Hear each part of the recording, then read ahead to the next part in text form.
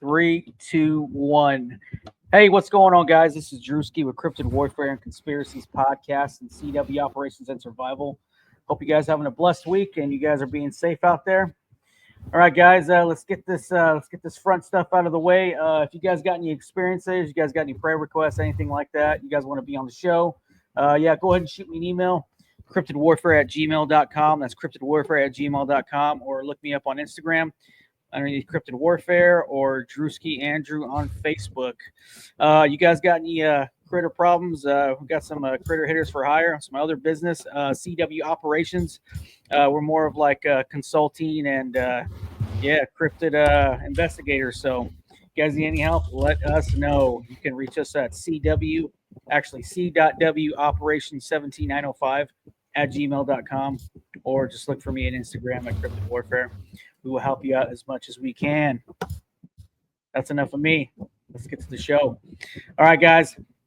This has been a a lot of scheduling stuff, so especially on my end. But guys, I have Jeb from Sasquatch Hunters International. Guys, this is going to be a good podcast, especially with on my side talking with a fellow cryptid hunter. So cryptid hunter talking with a cryptid hunter. This is going to be good. So Jeb, appreciate you coming on, man. Hey, appreciate you having me. Birds of a feather, huh? We got two cryptid hunters here, and I'm always happy to talk to people about their various cryptid adventures. And that's really what was the crux of the formation of Sasquatch Hunters International, was just having a organization for all of us to come in and talk about our experiences and share our love for starting out with the outdoors, and some of us kind of veer in other directions. So as the name implies, there are multiple members of Sasquatch Hunters International. I'm Jeb. I'm kind of the founding member. I did all the legwork and said, hey, we keep talking about this stuff. Let's actually get this together and get some work done. So we're on Instagram. You can find us there at Sasquatch Hunters International, www.Sasquatch Hunter. It's Worldwide Sasquatch Hunter for those of you who weren't here for the Worldwide Web era of the internet. And we're also kind of all over the place. We're a little bit on YouTube. We're a little bit on Twitter. We're trying to kind of start our own podcast eventually, but we're having our own scheduling issues there, getting the team back. But looking at us as individuals, I'm based in New England. So I do a lot of my investigations up here in the White Mountains, mostly up in New Hampshire, but I sometimes veer over into Maine. I'll veer into Vermont, Massachusetts. And it looks like your eyes lit up a little bit there. Did I hit a buzzword or something? Yeah, I actually have a couple buddies out there up north. Like my buddy Kevin from Where the Woodwardens Are podcast. He's actually on my team, but he deals with stuff up north, and then he comes down and helps us out in the south. And then my other buddy Kenny, he's actually an active journalist, but he is a journalist for the NADP, the North American Dogman Project. Oh yeah, I think I've heard that before, but I'm not intimately familiar with their work. Yeah, interesting. So, it's a lot of wilderness up here. It's it's one of the first places that was colonized when the United States was being formed. But there is just a lot of old growth forest that makes for perfect habitat for Sasquatch and any other types of cryptids. I personally don't just stick with Sasquatch. There are also a number of other cryptids that are found up in this region. You got Champ the Lake Monster. I don't know if you're familiar with that fella, but he's essentially Loch Ness Monster between Vermont and New York. And I just think it's adorable, really. Like, I think even the Vermont government has special laws on the books that say, hey, you cannot hunt this creature. You cannot harass this creature. This guy's one of us. You cannot leave that fella alone. That's good stuff, man. So the fact that they actually have him on the books makes you think, well, I mean, if they've got the wherewithal to pass legislature, you know how hard it is to pass any laws in this country, and they're doing it to protect Champ. He's got to be out there doing something tooling around, right? Yeah, for sure, man. Sure. But you also have, I think there also have been some dogman sightings up in the White Mountains as well. And then we also have the Pukwudgie down in Massachusetts. That's a little bit of like a hedgehog looking fella. It's a Native American folklore. You've got That's the beauty of when you look worldwide, you've got some type of cryptid no matter where you go. We have one of our correspondents from Boston. He's kind of the techie guy. He goes by the handle of Gizmo. He's got this super duper fancy DSLR camera with these lenses that are about as long as longer than any optic on any rifle I've ever owned. Just these huge, gigantic monstrosities. Longer than an LPVO? Dang. I said that I've ever owned. Gotcha. But he actually went to Africa recently. He did the whole. He talked his wife into doing a safari, but in the back of his mind, he's like, "Hey, I want to see if I can find some kind of cryptid stuff out there. Maybe there's a." He actually asked his tour guide. He's like, "Hey, I want to know about the local cryptids here," and it was too funny because he actually got I don't want to say dirty looks, but the tour guide, when he heard about this, he's like, "Oh, I want to know about the Kakandakari." He's like, we don't talk about that. He kind of waved him off, and he had to kind of do his own. I don't want to say research, but he was looking for it, but he didn't get any information from the tour guide on it. But it's just fascinating that it doesn't matter where you are in the world, you're going to have some type of Sasquatch story. Mm-hmm. So in Africa, you have this version. There's the Papagari in South America. You've got different, the Yeti, obviously. We got the Yeti up in the Nepalese mountains. So every culture in this world has had some version of Bigfoot, which is why we want to kind of branch out beyond our neck of the woods. So, we're both in New England, the two I just talked about. And then we also have a correspondent over in Washington. So that one's a little more obvious. That's prime Sasquatch territory. There's plenty of folks up there looking for a hairy friend.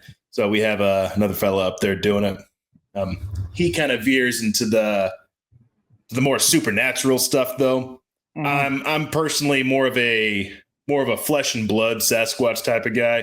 I think that Sasquatch is out there. I think he's a creature. He's got to drink water. He's got to eat food. He's basically like us, just he likes to stay in the woods. So he's more like us than we might think. But we got a correspondent out there. He goes by the handle True Believer, and he's got his Sasquatch theories. He's got his different government conspiracies, and he's recently been working on this artificial intelligence theory that I think might be a little ahead of its time. Actually, it's a little spooky. Are you familiar with AI hallucinations? Mm-hmm. I've heard of that. Yeah, he seems to be under the impression that there's a little more to it than just false information or improper recollection. He seems to think that there might be something a little more nefarious going on with these AI hallucinations. So he's been kind of investigating a little more on that end. We also have a correspondent down in Texas. She's she bounces around. She does her squatching. She tries to record what she can. And we also have a correspondent down in Florida. So that poor fella. So he actually was introduced to kind of the paranormal when he was wind sailing out there one day. And this guy's a maniac. He likes to go out in like hurricanes, and he'll be out there just trying to catch a breeze on it. And he actually lost a couple of digits one day to some kind of creature in the water. Like 3 of his fingers on his left hand just bit off. And he has no clue what that was. He claims that if it was a shark, he would have been able to identify it. He claims that if it was something that he had been familiar with, he would have been able to see it. But under the sea, they are gone. So he is more of a aquatic guy. He's out there all the time trying to figure out, what happened to his hand. That's just kind of the quick and dirty on us. We could talk all day, but I figure I'd just come in here and tell you a little bit about them, and we can talk a little bit more about the experiences that I've had out here in the White Mountains. So I don't know how familiar you are with the White Mountains. Do you know the region at all? No, I really don't. I'm actually mainly down here in the South. We deal with like the Southern Appalachia and stuff. And then other than that, where I came from Colorado, doing the Rockies and stuff. As far as your area, no, sir. Fair enough. That I almost did forget. We do have a Colorado correspondent as well, so you'll see some of their work on the Instagram occasionally. He'll be out there. He'll take some photos and he'll document that for us as well. But it's funny you mentioned Southern Appalachia. So the Appalachian Trail actually goes all the way up through New England and it ends in Maine. So a lot of the work that I do actually is right along the upper New Hampshire area where that trail goes through. And it is just some of the most beautiful country that you will ever see. I moved here about probably 10 years ago at this point. And if it weren't for the 9 months of winter that you have to endure each year, it'd be pretty much paradise on earth, because it's just some lovely country up there. So this was probably about a little over a year at this point. This was May of 24. I was up in a little town called Bethlehem. And this is just one of those adorable little towns up in the mountains. It's just very small, very intimate. You've got like one little Airbnb. You've got a couple little restaurants, and decided to spend the weekend up there for my birthday. So what do you do on a birthday up in beautiful country? You do some hiking, and you try to see some wilderness.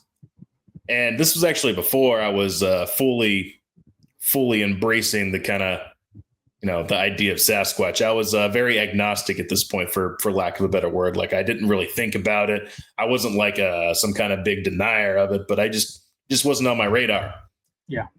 But we went up there, and we ended up doing a couple of hikes. And the beauty of going up in May is that there are just about no people up there yet. The vacationers haven't quite, scooched up to take up all the prime real estate. It's just you and nature. Mm-hmm. So we climb this trail and we get to the top, and we're sitting on this big granite dome, and we're just looking over, watching the trees and eating your smashed peanut butter and jelly sandwich you pull out of the bottom of your backpack, and sharing a warm bottle of water. And maybe I was having another cold beverage or two that I had in my cooler. Attaboy. But yeah, that's right. I was sitting up there having a good time, and it was a great afternoon. So we start descending the trail, and I'm about, I want to say, 8 or 9 inches taller than Mrs. Scruggs. So I walk faster, and I'm a heavier guy, so I got momentum when I'm going downhill. So I'm a good 50 feet ahead of her, and we're just going down the trail. I'm stomping down, and I think I hear a rustling in the tree line up ahead. And I don't really think much of it. Plenty of things cause rustling. Usually it's something as innocuous as like a little bird or a little chipmunk or squirrel, something really small making a big noise. Yeah. So I look down, and I see this. I actually see this like hairy face kind of turn the corner. And my stomach drops. I think, Oh my God, that's a bear. It's like prime. They're just coming out of hibernation. It's early May. Hungry, and yeah, exactly. Yeah. Everyone knows the second they come out of that den, they think, I am a hungry boy. I'm a hungry girl, and I'm going to just eat whatever comes across my path. And I don't want to say I panicked, but I kind of panicked. Yeah. So hey, I don't blame you. Hey, have you ever come across a bear in in your travels out there, while you're out in the woods or while you're hunting? No, I came across like a cougar, like a mountain lion out there in Colorado, but as far as that, no. So well, between a cougar and a black bear, I'd rather see a black bear. A cougar sounds a lot more frightening, if you ask me. I don't know how that. We just saw it at a distance, and then it just took off. So thank God, but. Yeah, we're all ready to plug it if we had to pull out our Glocks and go at it. But yeah, I don't know, man. Like, I don't know. I'd rather take on a cougar than a bear any day. Bears suck. They're beautiful. I love them, but they're big. It really does depend on the type of bear, though. In I'd New England, face a black bear than a grizzly any day, dude. Straight up. Absolutely, yeah. In New England, we only have black bears. And I know in my heart that a black bear is pretty cowardly. All you have to do to make a black bear kind of skedaddle is, yell at it, say something mean, and they'll go running into the tree line. But when you're looking at it face to face, you don't have that presence. I mean, you train to have that presence of mind. You would hope to be, calm and ready and know in your heart that you'll be fine. But really, there's just that basic instinct of this is a large creature with big claws that could, if it had the mind to, could cause me grievous harm. So I turn around and I think, all right, it's a bear. Hopefully it'll just cross the trail, skedaddle on. I'm just going to go back and make sure my wife's okay and keep her calm, make sure she's not walking down here making a bunch of ruckus. I get back to her and I tell her, honey, I think I just saw a bear. And her eyes turn into dinner plates. They're ultra wide. And I don't know if she had the knowledge that I had to just yell at it, but either way, we're both just in a little bit of I would say fight or flight, but we didn't flight and we didn't fight. We just stood there. Stayed stationary, yeah. Yeah. So we sat there and now we're just dead calm, standing in the middle of the trail. And I hear rustling off in the tree line, and it just sounds like little footsteps. Like a squirrel or like a chipmunk. Just, it was so light. When I think of a bear, I imagine like big, heavy, honking, steps. Like they're heavy creatures. But these steps were just ever so light. And I looked over into the clearing and I'm waiting to see this hulking figure pop out. And I do see a furry creature eventually kind of scooch in. It's maybe 50 yards out at that point. And I freeze. She freezes. I look over and this thing stands up on two legs and boogies. It just starts walking at like it was late for work or something. Like this thing was walking on two legs and left the tree line, left the clearing and disappeared into the woods. And have you ever seen a bear walk on two legs? Negative, other than trying to scratch its back or on National Geographic or something. That's about it. Yeah. So there's actually a fun little sideshow attraction here in New Hampshire called Clark's Trading Post. And they have a bunch of black bears there that they train with ice cream. They bribe the bear with a little bit of ice cream. They say, hey, you eat this scoop of ice cream, you get on that teeter-totter and you teeter and you totter, or you get up on your little tutu, you ride the scooter. They've got a bunch of little tricks for a bear, the way you would see in a circus. And when they walk on two legs, they toddle and stagger like a drunk toddler. Like they do not know how to walk properly. They just, like you said, like scratching the back like Baloo from Jungle Book, or just walking around with a little bit of swagger, but it does not walk with any type of grace. And this thing was walking like a man.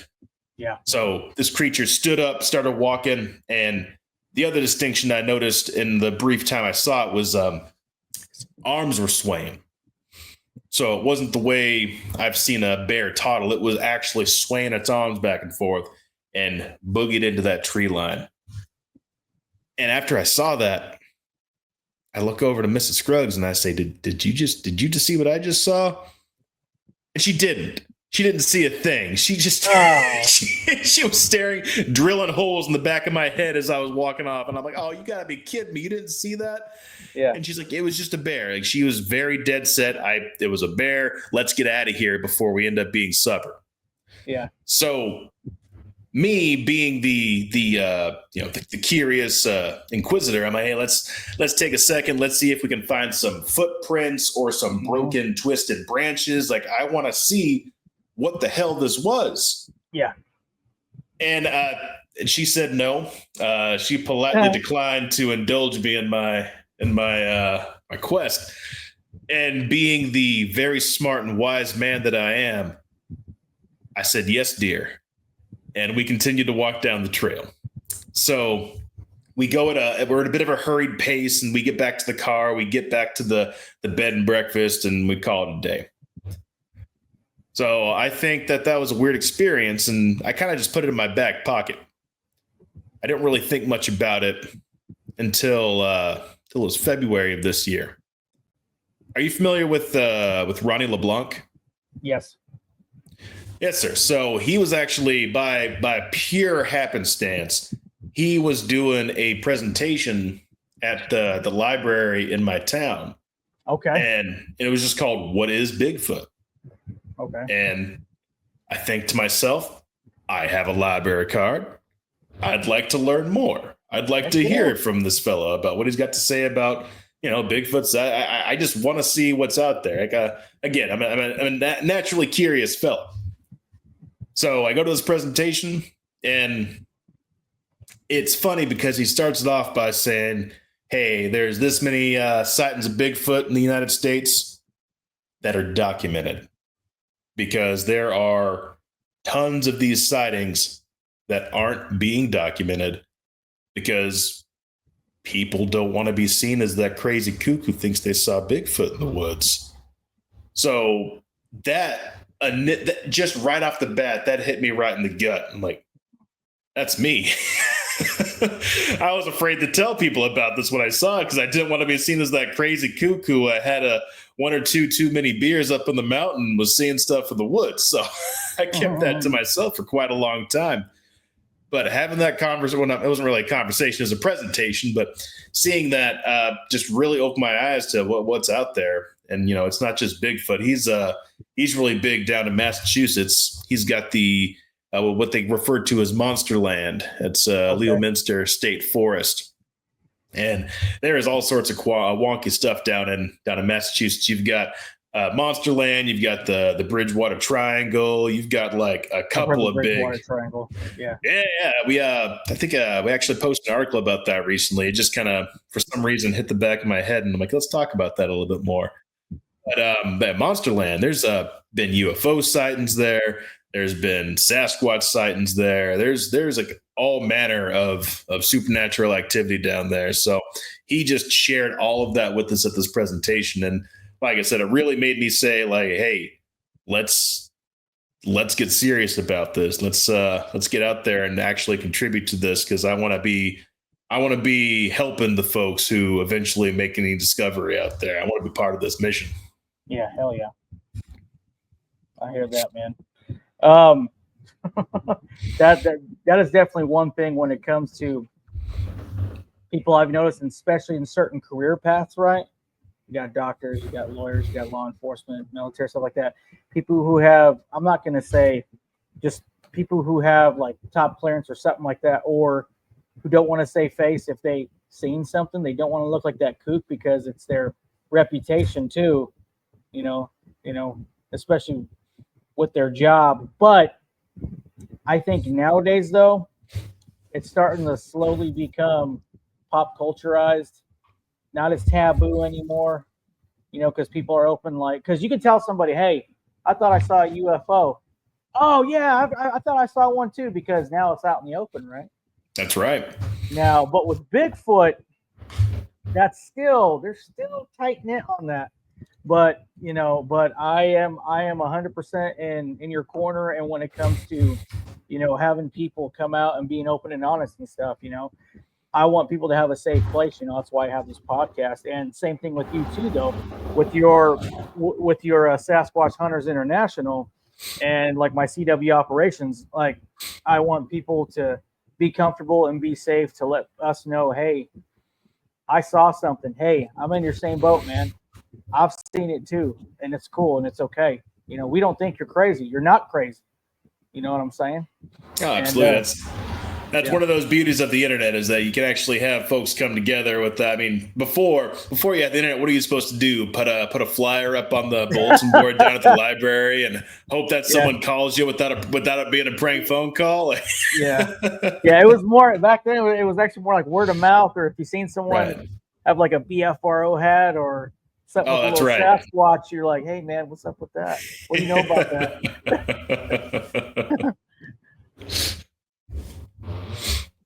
Oh man. Okay, so after all that, what is your wife's? Okay, so today, what does she think it was? Does she still think it was a bear?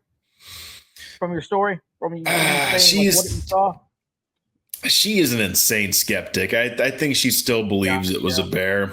And I gotcha. she frankly sometimes makes fun of me for going out some nights. I went out 3 times this week. Just once the sun set, I said, hey, let's put a headlamp on. Yeah. Let's do a little walking out there. Let's see what we can find. And she goofs on me a little bit. She does believe it might have been a bear, but Does again, she ever she go out didn't with see you? it. So that's another funny part. So when I go out, I like to make sure I'm experimenting with all my tools, right? So I'll go out there, I'll do some squatch calls. Yeah. I'll go out there, I'll do some wood knocks. Yep. I'll get out there, I'll make a little noise, and I don't get to do that when she goes though, because she thinks it's a little embarrassing.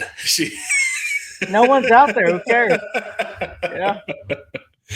Yeah, she'll tell me, oh, if there's somebody hiking out there, they're going to hear this and they're going to be wondering what that is. And I'm like, oh, I don't have to tell you, we're out in the middle of God's creation. I'm not concerned about what other people are thinking. I'm not here for us. I'm here for the community. I'm here for the project. Yeah. So when we go, they're more in the nature of hikes and excursions. But when I go by myself or with some of the other members, it's more focused on the squatching. I think, man, okay, this happened to me and my wife. My wife was a skeptic too until her and I went camping one time. So I just let her know, hey, we're just going to go camping. Well, her and I had a little incident to where this was actually back in Colorado, where we went to this place where I used to always go backpacking, like with my dad. Well, this area is actually called San Isabel National Park. Well, we were driving through the national park and passing the campsites. I didn't see a dang thing. Nobody camping, no nothing. This is in the middle of summer, mind you.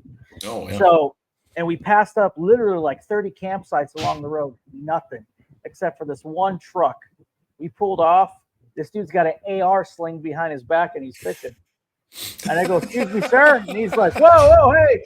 I was like, hey, what's going on, man? He's like, hey, buddy, you doing all right? I'm like, yes, sir. I'm like, hey, did you catch anything? He's like, I got 2 rainbow trout. I'm like, cool, man. I'm like, hey, what's the deal? Did they like freaking like close the park or something? Because no one's here. He's like, oh, you didn't hear? I was like, hear what? He's like, well, they've been having a lot of animal activity out here. I was like, animal activity? And this is before like I was hardcore into it.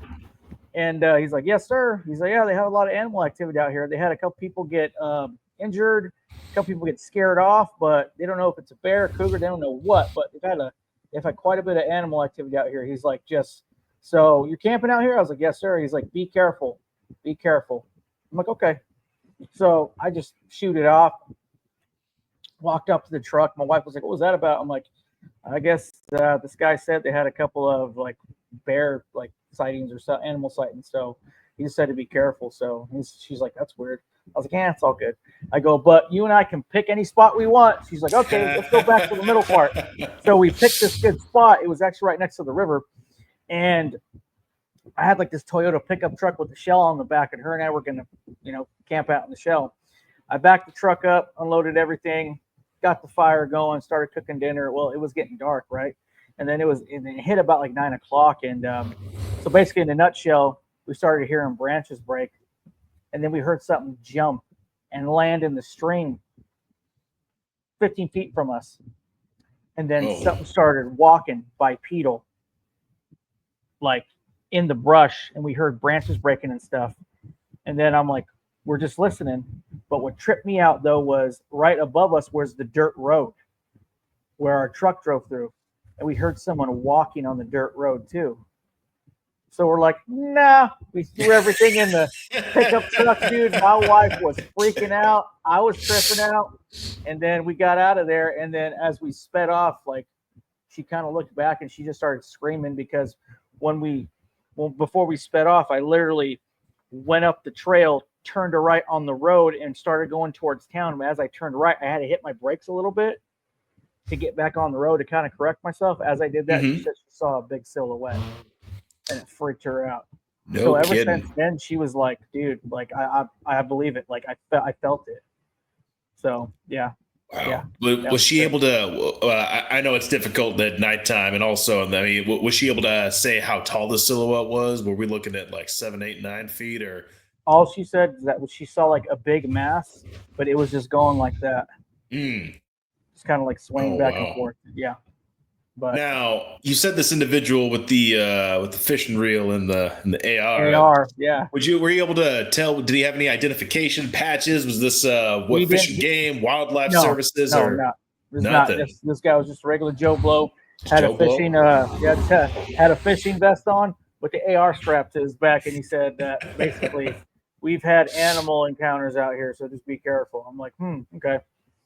Yeah. So the one thing that I think is a little suspicious there, if they did believe it was a bear, like, well, they didn't. Did they warn you to keep the food in the car? Did they warn you to tie your food up? Did they give you any of the typical bear precautions, or did they just say bear animal and they knew exactly what it was? He just said bear. That was it. He didn't say anything about food or anything like that. So Interesting. I think he knew what was going on. He just didn't Right. want to sound like a kook or freak us out. So, but anyways, yeah. So that was that. But yeah. But like I said, like I lucked out because my wife was a skeptic for the longest time, and then she had that incident with me, and then all of a sudden, bam, she's a straight up believer. But whenever I go out with my team, I always bring one skeptic all the time.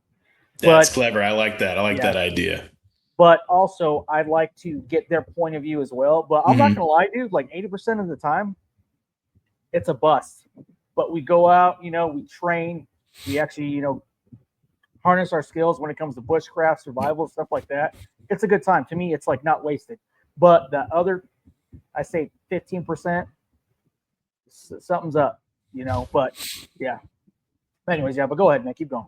No, and I didn't want to make this into me just fangirling over here, but I do appreciate the kind of the cross reference in here with you got the cryptid stuff and you also got the tactical stuff. That's another reason I follow you guys is I appreciate you get into both those skill sets, and I think that's really interesting how you do that. And it's also a good idea that you're kind of getting those skills while you're out there in addition to doing some squatching. So kudos to that. I'm stealing that idea. I'm bringing a skeptic with me though.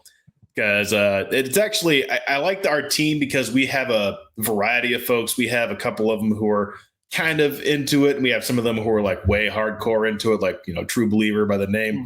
But I think it's also important to have those different viewpoints because sometimes a noise is just a noise, or like sometimes it's not actually something that's going to be worth documenting. But it's good to have that temperament out there to keep it even keel and make sure you're staying focused on the real things out there that are getting you.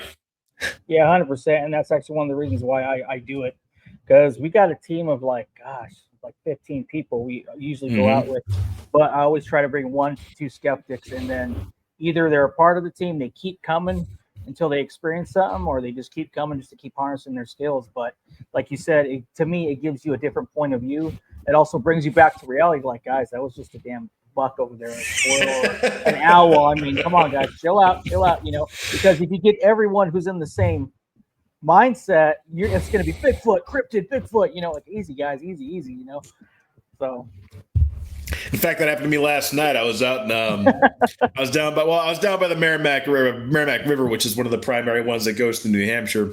Yeah. And I was on this I was going down this trail and I just see this gigantic figure at the end, and I'm like, oh my God, what is this? And then my headlamp turns on. It's a doe. It's just a deer that was crossing the path. But sometimes when it's dark and you hear just the slightest noise, it could be anything out there in the woods, Yeah.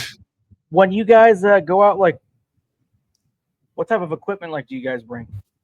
So myself, I'm very low tech. So what I bring is I bring a headlamp. I bring a backup headlamp because there is just about nothing worse than being stuck out in the woods without a light source. Almost even worse is when you have your phone on. You have the that weak little flashlight on there. You're trying to guide yourself with. That's not going to do you any good. So I've got 2 headlamps. I've got a standard mag light. It's not a mag light, but that's what I used to have. Yeah, just a standard flashlight. Yep. Plenty of water, a little bit of a sea ration just in case you get a little lost out there. Yep. And little change of clothes typically, but really that's it. I bring a knife and that's all.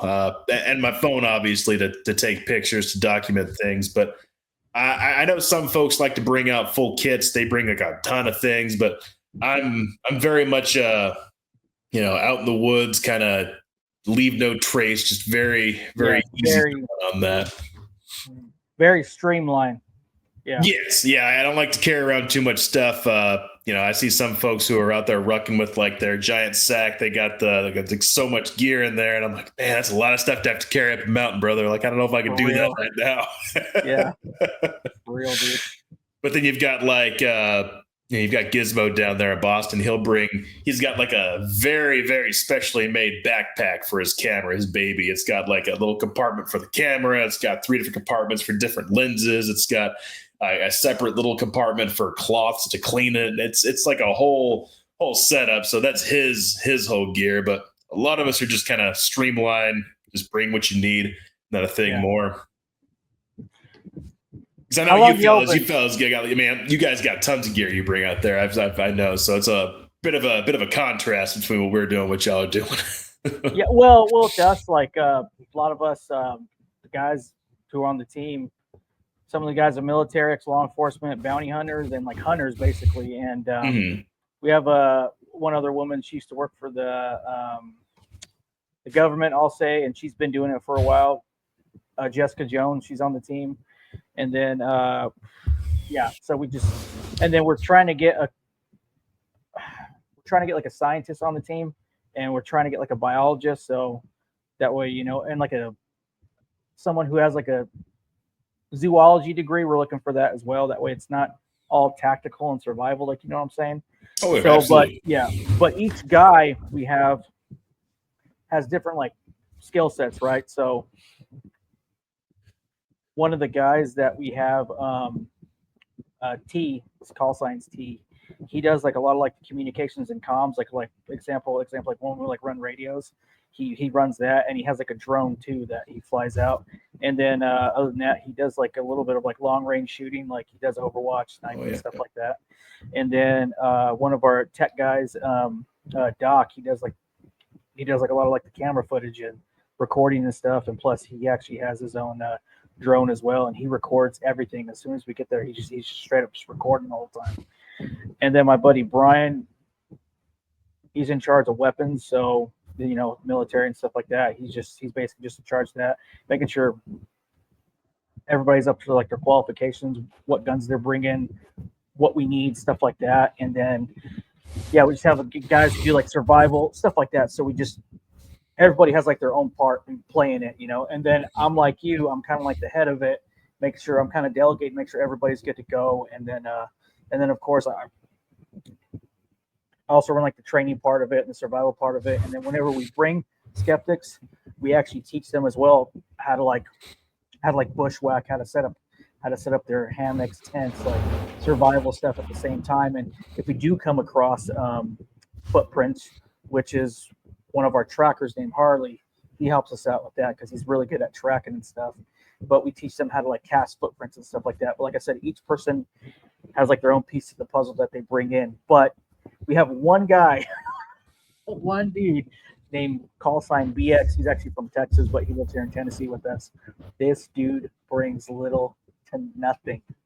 Like the last time we went out, all he brought was a pants, t-shirt, and a coat, maybe his pistol. That's it. and like a little bottle of water. That's all he brings. This guy straight up like, hey, if something happens, I'm gonna be faster than all y'all. Like that's how Now there's kind of two outcomes here. Does he borrow things from everybody else? Is that how he gets by? Dude, and that's the thing too, is like every time before we go, I'm like, BX, dude, here's the list. Here's what you need. He's like, all right, I got it. And then next thing you know, BX forgets like a coat, or like, oh man, all I brought was tuna packets and water. Like, bro, you need a little more than that. We're gonna be out here for like 3 days, dude. Come on, man. Yeah, but somebody always forgets something, so it's like, oh guys, come on. Yeah, if you can get out there and just survive with just the clothes on your back and a pistol, more power to you. I respect the hell out of that. You just have a field knife and you're just out there tracking, hunting critters and drinking out of a stream with a little iodine tablet. That's fine. But if you're going around borrowing stuff from everybody, that's kind of cheating. You're just making everybody carry your gear for you. Yeah, exactly. So last time we're like, nope, you're SOL, man. Here's a coat. So it was it's kind of miserable for him. So, but he learned. So earlier you mentioned the communications guy you got over there. I've got one of my folks is thinking the same thing. It's like, hey, we need to get into ham radio. Yes. And I'm like, I'm a little skeptical on that just because the usefulness of it currently. Yeah, and he tells me, it's like, Jeb, but we can talk to each other from across the country. I'm here in Washington, you're over there in New England. We can just talk. And I'm like, brother, we're doing that right now. Like, but like you say, powers that be, if some kind of grid goes down, that's going to be probably the only way you can talk to each other. So I see the usefulness of it now, but just when he told me that, I'm like, yeah, man, I don't know what you're going to do with that. Yeah, but not only that, if the freaking grid goes down anyway, he's not going to be able to meet up with you anyway because he can't. He can't do anything like that. The grid goes down. Yeah, it's a sad reality of it is how reliant we are on that the maintenance of the status quo. Once that goes, it's kind of a wild west out there. Mm-hmm, for sure, man. Yeah. So yeah, other than that, man, like on your guys' team, like what other expeditions have you guys been on? Like as you said, you guys just don't do Bigfoot. Like what else you do? What else you do?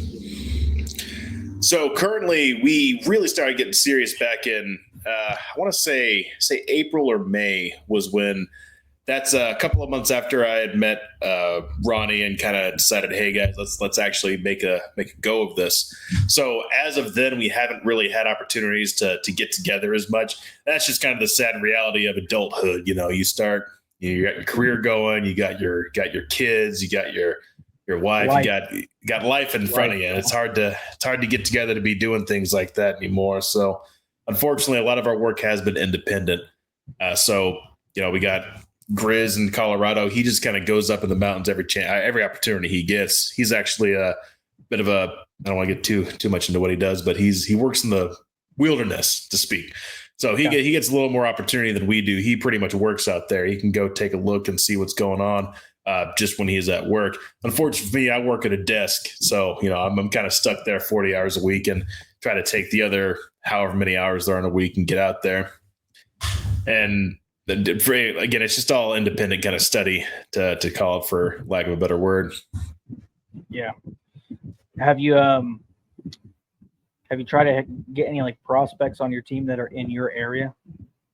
So I do have a couple of. So it's funny actually. This is actually a podcast I did a couple of weeks ago. It was the Dark Florida podcast, and she had a couple of leads for me on individuals in my area who were also kind of interested in the project. Unfortunately, like I said, life is it gets in the way sometimes. So we do have the intent to track down those leads and add to the team, but it's just a matter of finding the time and getting to it. Yeah, I hear that, man. Yeah, with us, dude, like what really helped us out is that a lot of us, the guys on the team, we actually all work together. So that's how we all found out about each other. So, but like you said, everyone has their life outside of work. So kids, other things they do, stuff like that. So with us, we really try to do at least 4 ops a year, just 4 good ones. That way we can plan for it, and that way we can make it happen and spread it out. So, maybe you guys could, like pick a date like 2 months in advance. That way everyone can plan for it. And then you guys actually make it happen. Like, you know what I'm saying? Because as long as it's on paper and you guys plan for it, it'll work, man. It'll work. Ain't that the truth? Yeah, that's it. I'm trying to like just get one of these Sasquatch festivals put together for us. Like, hey, they got one. I know there's the Smoky Mountain Bigfoot Festival. I know that there was the Glide Bigfoot Festival recently. There's plenty of these events. It's just we got to pick one and all actually make the travel arrangements to get there and participate. Yeah. So yeah, I hear you, brother. That's really all it is. Gotta make sure to be consistent and pick that time. I do for those 4 ops you do a year. I mean, is that, I'm guessing you said spread evenly, so you get eat one of each season. Then you get a nice winter one, nice spring, fall, summer. Exactly. Yeah. That's it. Yeah, because we're going one towards like the fall time. We got one coming up, so it's more of like a dogman expedition. But yeah, well, I'll talk to you more about that off camera. But anyways, yeah, that's what we're doing. And then the last one we were on, oh God, I think that was like 3 months ago, a couple months ago. Yeah, but we went to Eastern Tennessee, and we thought it was going to be like a dogman one, but it turned out to be a Sasquatch up. So it turned out pretty good.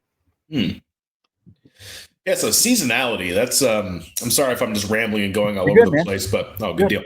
So that was another thing that was that was I found very encouraging when I spoke with Ronnie when I met him in February. Was I had kind of this negative, or I guess false impression, that it had to be ideal conditions to go looking for Sasquatch. Like it's got to be summertime. You got to be, that's the perfect time to find them. And if you're not looking in that time, then you're just not going to see anything out there. But living in New England, you're fairly north, but we're like north. And man, you get to wintertime, it's just a kind of a miserable experience up here. It's going to be so doggone cold. In fact, the coldest weather in the world actually happens here in New Hampshire. It's I believe it, dude. Yeah, Mount Washington, the top of that, they have a weather station up there, and I think it was like negative 180 degrees or something like that. It got down to when you accommodate the wind chill in there. It's so you got 8 months out of the year where it's just everything is, the trees are brown, there's no leaves on them, and it's cold as all hell. Yeah. So he actually showed me some pictures of some Bigfoot prints that were made in snow. And I never think about that. I only think of you think of the classic in the mud or in the dirt, you see like the tracks or whatever, but I just never imagined snow. So that's just something to be looking for out there. And I do the occasional winter hike. And now I know that, hey, just because it's, middle of winter doesn't mean there can't be something out there. Exactly.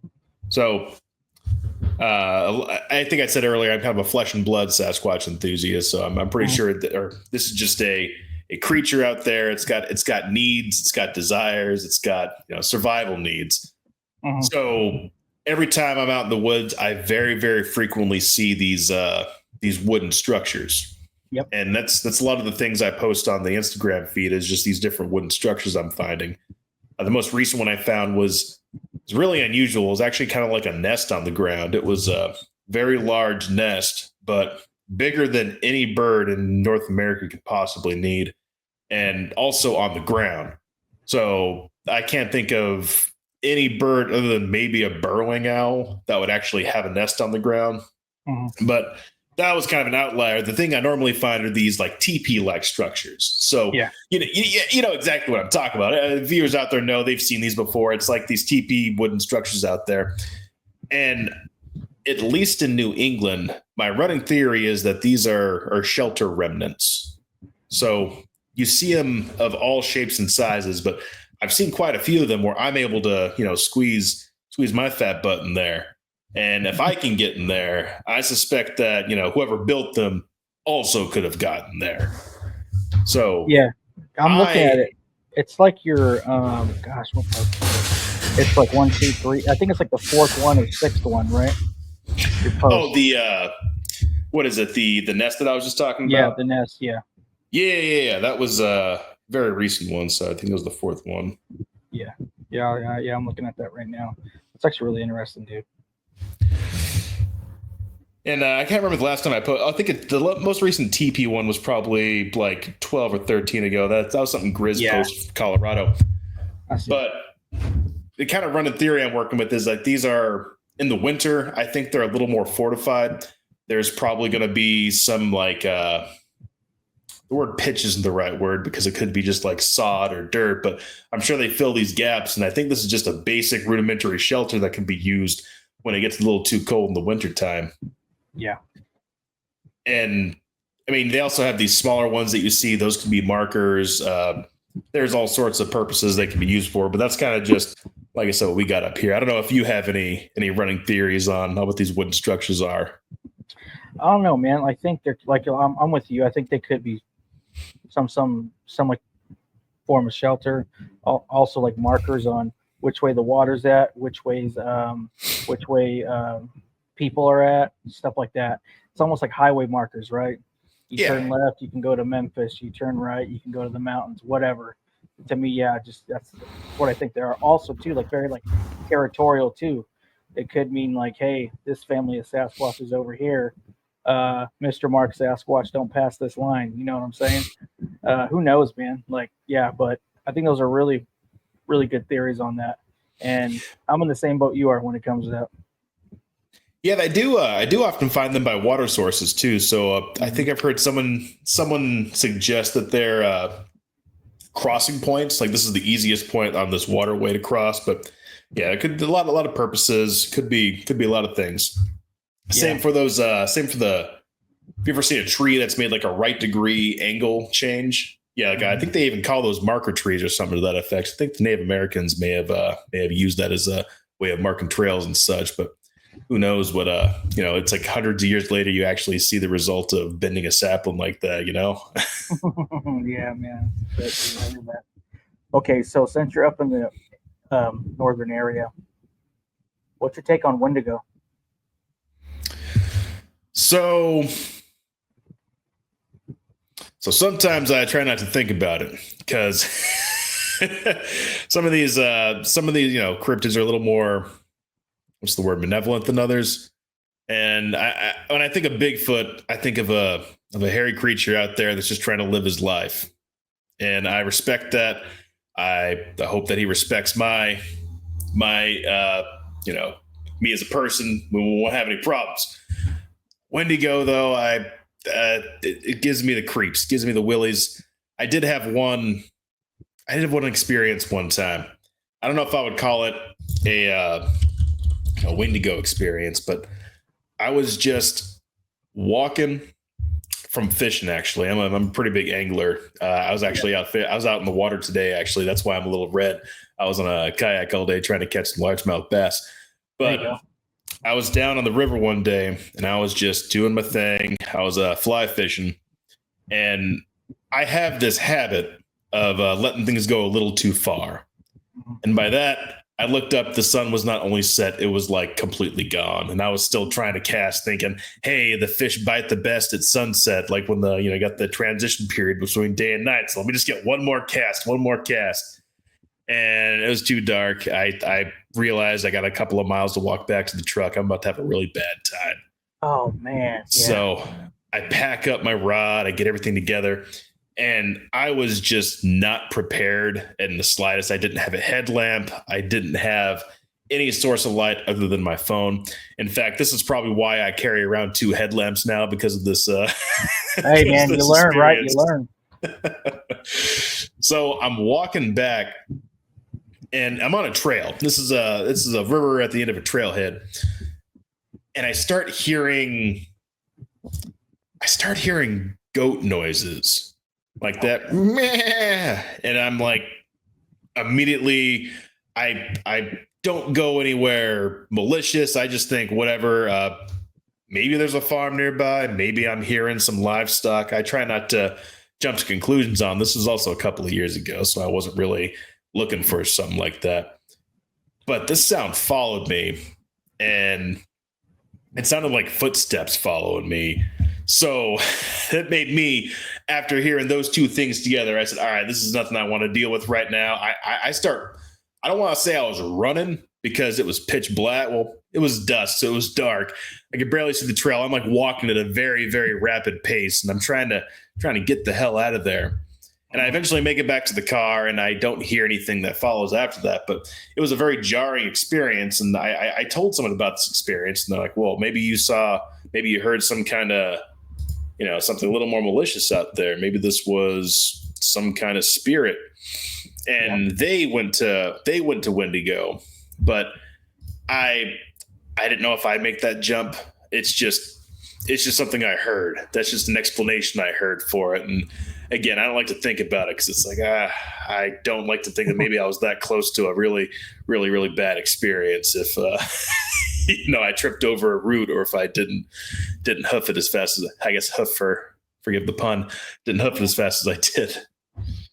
Man, dude, that's being out there and then hearing that, especially by yourself, like, buddy, sure, wow, yeah, that gives me the heebie-jeebies, bro. It makes you also wonder, like, I mean, even let's say that was it was something like that. Like, what type of equipment would protect you from something like that? Like, what your classic? Yeah, please tell me.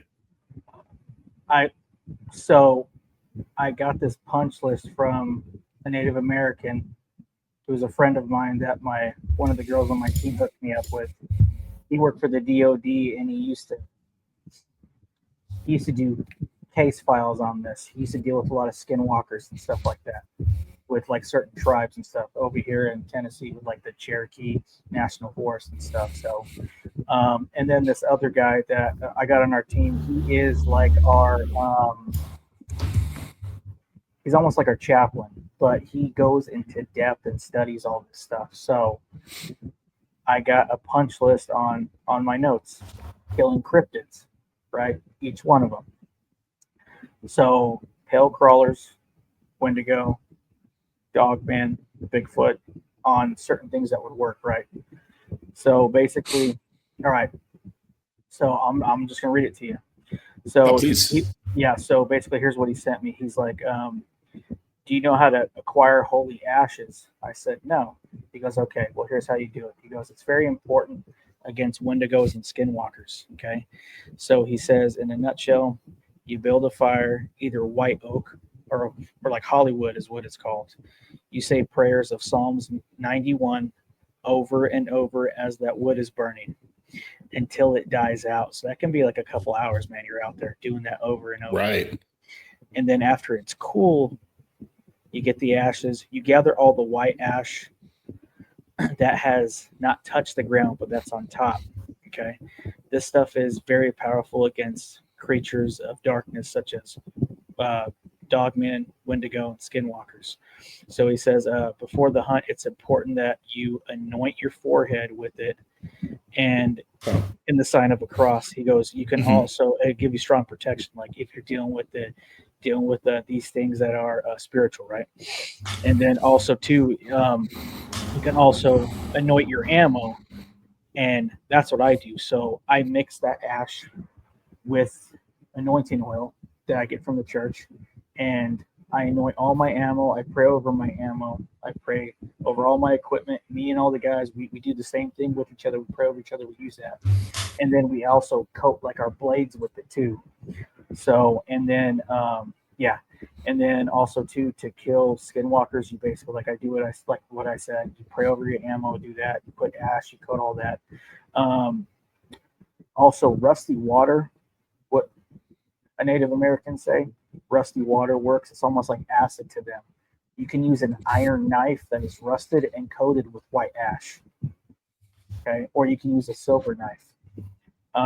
So you basically, if you do hurt it, you cut off its head and you burn the body with the flamethrower, and then you bury the head miles away. That way it can't come back together, according to the lore.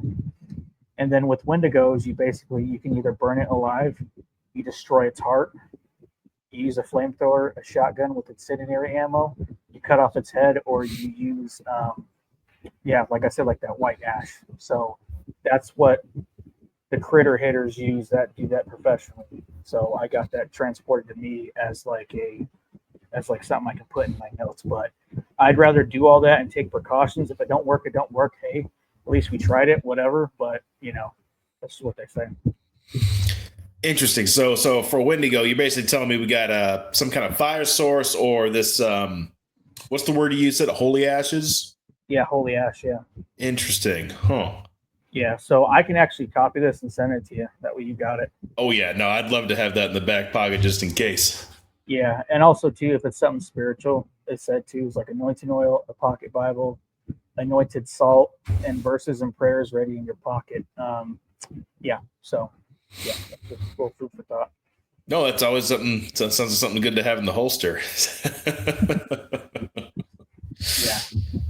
So, but yeah, but like I said, when it comes to these creatures, like I'd rather be prepared for it both ways, spiritual and physical. So we cover all our ends. But No, absolutely. It's funny that I'm kind of grappling with the idea of just even bringing a firearm with me at this point because after this year or between this year and last year, I've had 3 different bear encounters.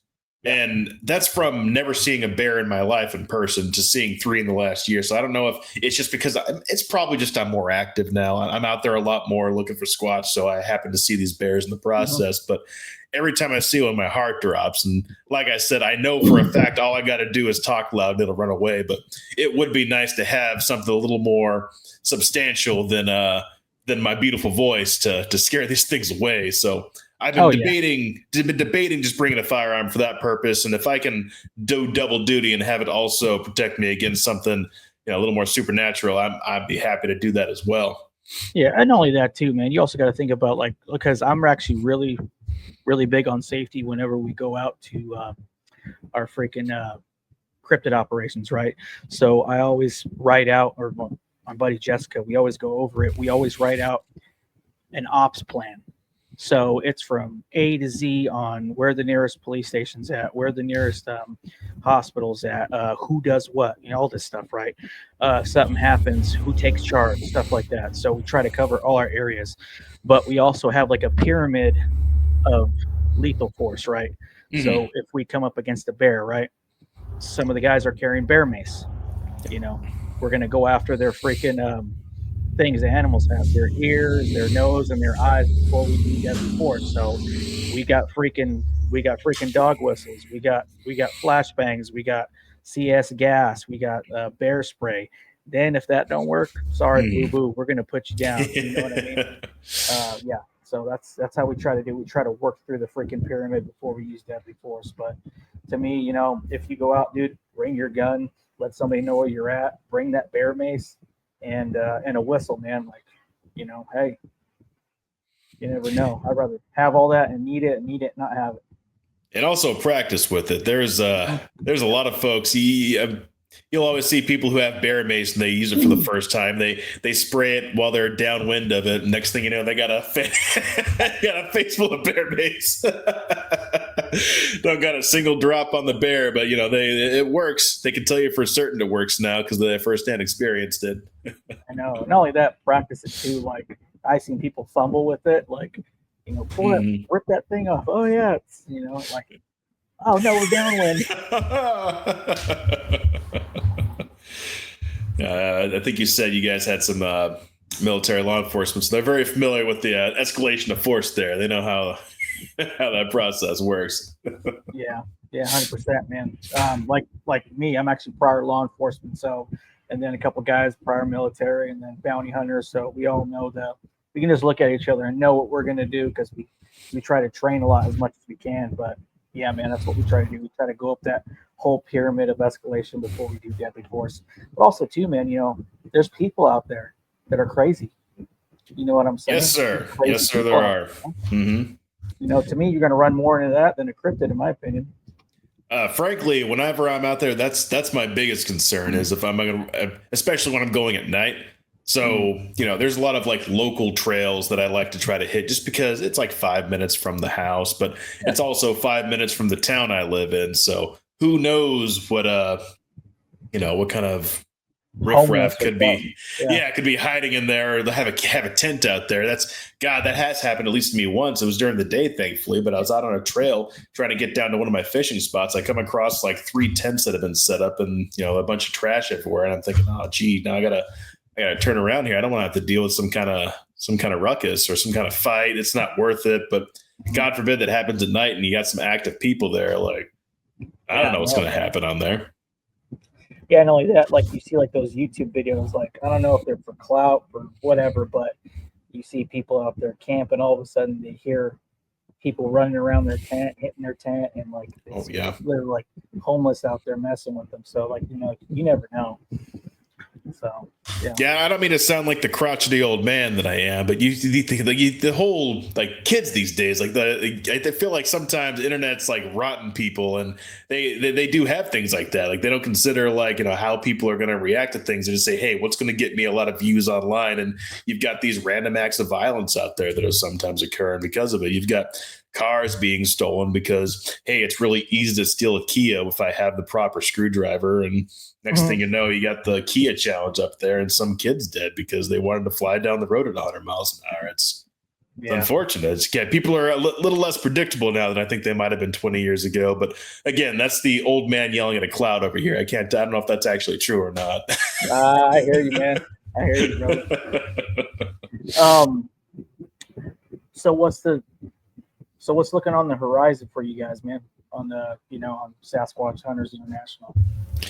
So I think the next step for Sasquatch Hunters International is we are going to start doing a podcast ourselves. So we want to make sure that we are at least meeting up like this, like you and I are talking right now. It'll give us at least a forum to talk about our most recent kind of endeavors out there. Because currently, like we're going out there pretty much every week, but a lot of the times that information doesn't really get out to the rest of the team because, like I said, life happens. You just don't have the time to sit down and have a nice chat with your friends. So I'm thinking that's going to be our next step is get that podcast rolling, have a weekly recap on what we're doing out there, and then just keep on keeping on with the investigations that we're having. Keep that going.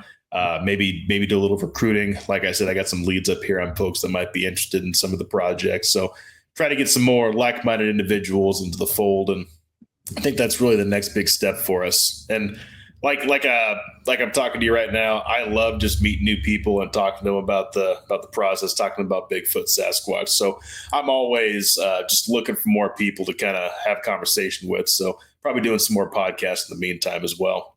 But in terms of physical stuff that we're going to be doing, I think it's just going to be a lot of the same until we find what we're looking for. I got you, man. Heck yeah. We're actually next year. Let me look real quick because next year me and Kevin were talking because I was going to take the team up north and your guys' stomping grounds, and I'll let you know ahead of time, dude. I love that. Come out. Oh yeah. No, I'd love that. I'd love to be able to do that. I've been meaning to deviate myself, trying to get outside of it. But if you need any kind of assistance on looking for places to stomp around up here, be happy to be that guide. Oh yeah, man, for sure. I've actually considered doing that. I'm not sure if it's like a side gig or what, but just taking people out there. I'd love to have the opportunity. Hey, let's go take a look. I'll show you what to look for. I'll show you the signs. I'll teach you the very limited tracking that I know. And pass that baton, dude. Seriously, because a lot of people live through us on what we do and stuff. A lot of people want to be a part of it. You just don't know how to do it. So yeah, man, I'm the same way. I try to take people out as much as I can, man. Definitely, bro. Start doing it, man, and people will learn, and they'll actually thank you for that, man, because you're teaching them a good skill when it comes to bushcraft or whatever you're doing. Not only that, that's how you build camaraderie. That's how you build relationships with people. Yeah, go for it, dude. Hell yeah, go for it. Yeah, you see a lot of these. You see some of the groups of Sasquatch hunters, and they're a little long in the tooth, older folks, and you got to make sure you got that. The next generation, you want to make sure that they're looking into it too. And like you say, you got to teach them those skills too. So I think that's the next move. Oh yeah, go for it, man. Not only that, you guys got the perfect name for it, dude. Sasquatch Hunters International, dude. Hell yeah, man. Good stuff, man. I'm gonna ask you this. I always ask the people who come on and are cryptid research and stuff. There ain't no right or wrong answer to it. What do you think Sasquatch is? So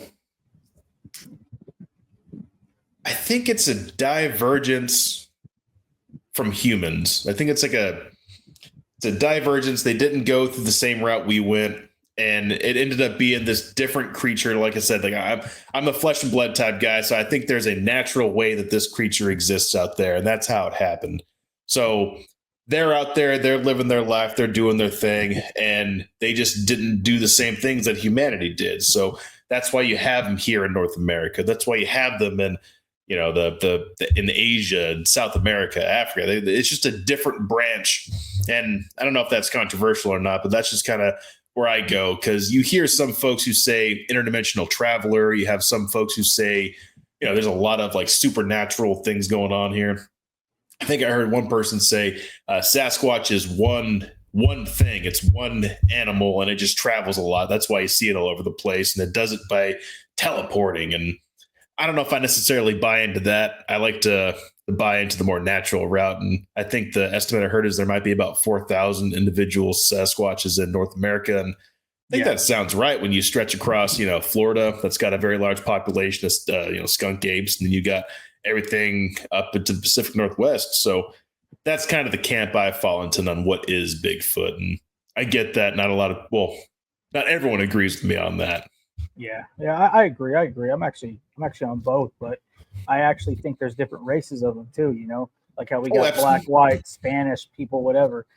Down here in the South, they talk about these Sasquatches being red, being more aggressive. You got the swamp ape, and then you got the ones in the Northwest that are huge and black, and then you got the ones in Canada that are like gigantic, and to me they just all vary. And then you got the ones in Yeti that are in Asia that are all white, like I think there's different races of them too, man. Yeah, no, I'm inclined to agree with you on that. Yeah, I think that's got to be the way it is. Yeah. But other than that, man, you got anything else before we call it? So I could get into a little bit about more of the seasonal stuff. I don't know if that's Go ahead.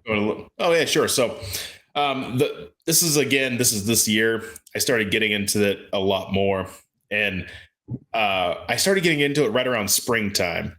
So in New England, you have a very drastic change between winter and between spring. So winter, everything is like rock solid frozen. You've got everything is covered in snow, and everything's brown because there's no leaves on anything. And then once you start getting into spring, you get a lot of what they call vernal pools.